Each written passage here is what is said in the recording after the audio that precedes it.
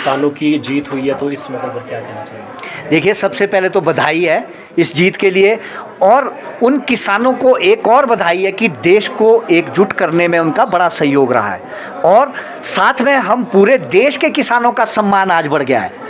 आज हमें गर्व होता है कि हम किसान बागवान हैं, और किसी भी जगह अगर जाएंगे, कहीं अपनी आवाज़ उठाएंगे तो उसका एक वजन होगा, उसकी अहमियत होगी। नहीं तो हम लोगों को जो है पूरे देश में पिछले 1 साल से जो जो चीज़ें सुनने को मिली, जो जो नाम हमें नए नाम दिए गए, उन नामों को सहना पड़ा, ये सारी चीज़ आज गर्व की बात है हम लोगों के लिए। हमारा सीना आज बहुत चौड़ा हुआ है, और देश के किसानों को बहुत बहुत बधाई। और हमें जो है अपने किसानों बागवानों की लड़ाई को आगे और लड़ने की हिम्मत बढ़ गई है पूरे देश में।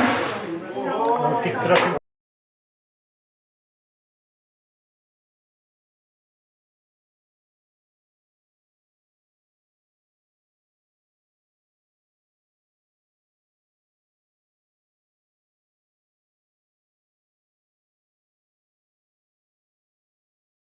कर दिया, यानी कि जो आपके चैनल्स के माध्यम से हम सुनते हैं कि हरियाणा में साइलोज बन गए हैं या फलानी स्टेट में ऐसा हो गया है, जो ये सारी चीज़ें वो 11 साल पहले ये एक्सरसाइज हिमाचल प्रदेश में हो चुकी थी, और उस वक्त हम लोग जो है बड़े उत्साहित थे कि भी हम लोगों का फ़ायदा इन कंपनियों से होने वाला है। धीरे धीरे जब इन कंपनियों ने अपना जो है वो क्या कहते हैं उसको, अपना वो दिखाना शुरू कर दिया, उससे जो है अब हमें समझ आने लगा। पिछले वर्ष जो है अदानी ने जो रेट 88 रुपये खोला था, इस वर्ष वो 72 रुपये खोला, 16 रुपये कम 1 किलो का। जब ये शुरुआत में यहाँ कंपनी आई थी, A ग्रेड से C ग्रेड तक एक ही रेट में जो है सेब लिया जाता था, 65 रुपये।